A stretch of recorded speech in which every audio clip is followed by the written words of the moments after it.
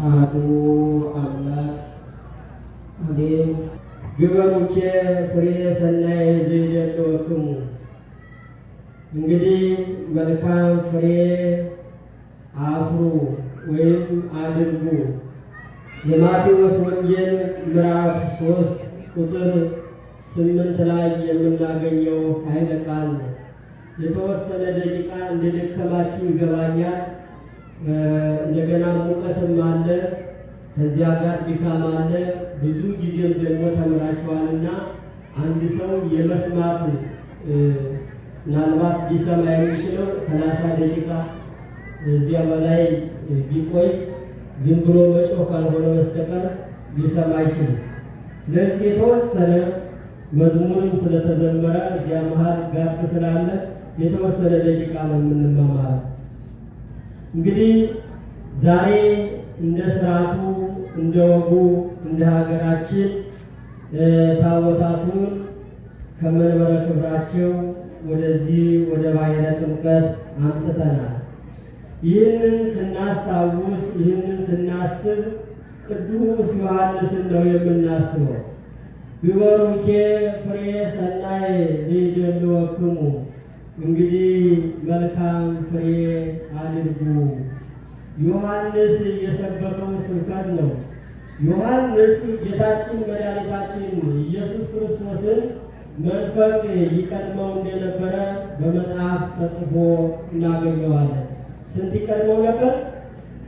መንፈቅ ይቀድመው ነበር እና በመንፈቅ ይበላለጣል ማለት ነው። በስብከትም ጌታችን መድኃኒታችን ከመምጣቱ በፊት ሲሰብክ የነበረ የንስሐ ጥምቀት ሲያጠምቅ የነበረ ሰው ነው።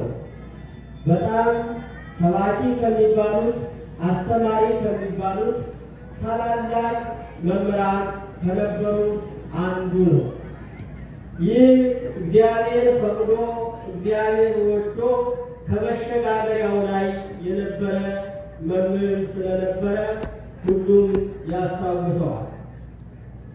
ዮሐንስ አጠቃላይ የጌታችን የመድኃኒታችን የኢየሱስ ክርስቶስ መምጫና ወይም የክርስቶስ በዚህ ዓለም ዙሮ የማስተማር ጊዜውን ሊጨርስ የነበረበት ጊዜና እሱ የሚያስተምርበት ጊዜ አንድ ነበር።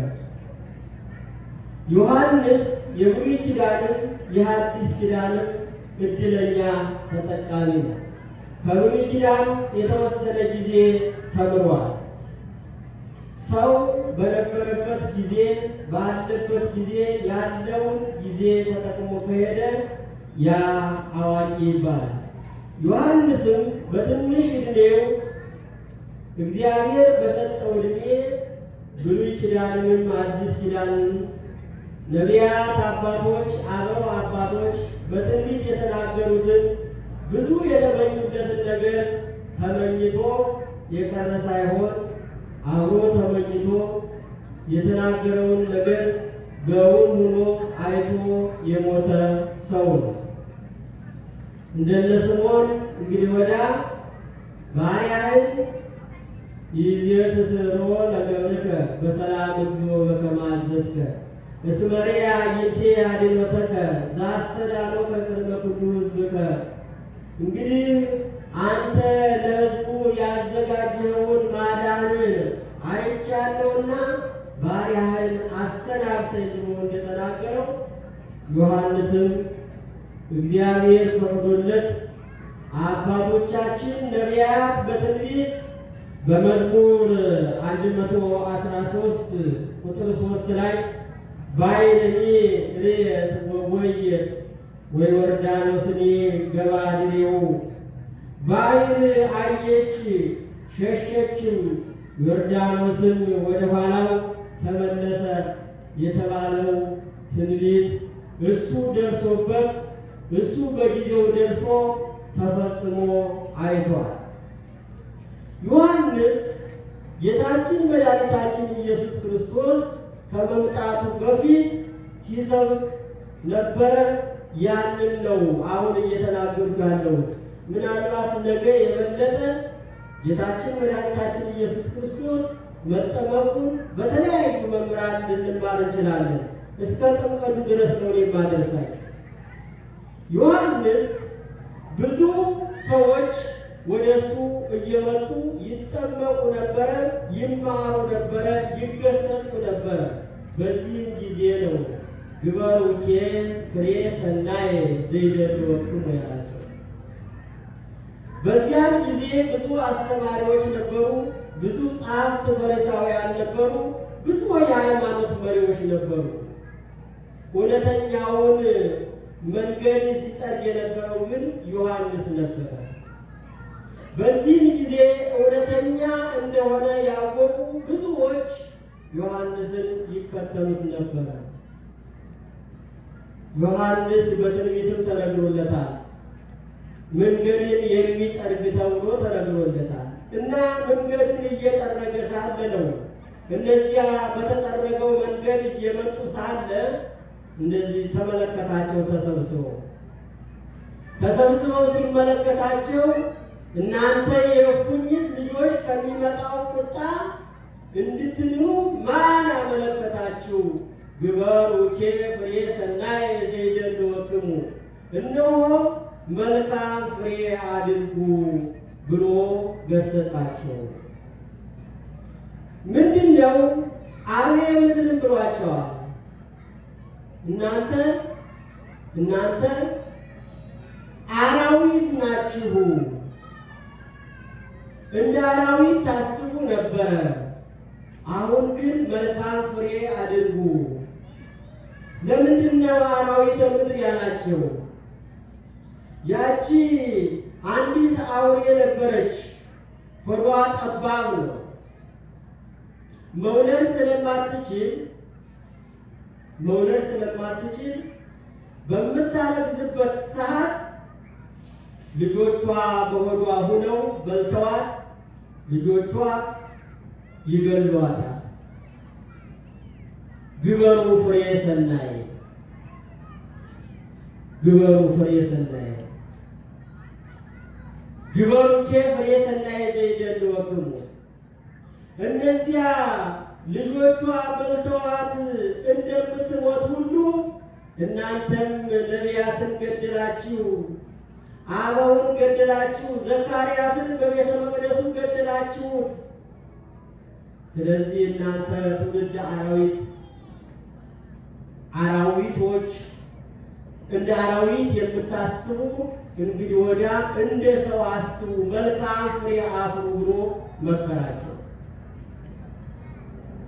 ቀርበው ስለነበረ መጥተው ስለነበረ ንስሐ መግባት ስላለባቸው በዚያ በቦታው ስለተገኙ ነው እንዲህ የሆኑት። ዛሬ በተለያየ መልኩ ክፉ ስራ ልንሰራ እንችላለን። ከመልካም ስራ የተፋታ መልካም ስራ የሚያጠለሽ ክፉ ስራ ልንሰራ እንችላለን። መለያየትን፣ መጥፎ ነገርን። ነገር ግን ግበሩኬ ፍሬ ሰናየ ዘይደልወክሙ ብለን ስንመከር እንደዚያ ንስሐ መግባት አለብን። ምን አላቸው? መጥተው በዚያ በጊዜያዊ ጥምቀት ሲጠመቁ እኔ በውሃ አጠምቃችኋለሁ፣ ነገር ግን በኋላዬ የሚመጣው በእሳትና በመንፈስ ቅዱስ ያጠምቃችኋል አላቸው።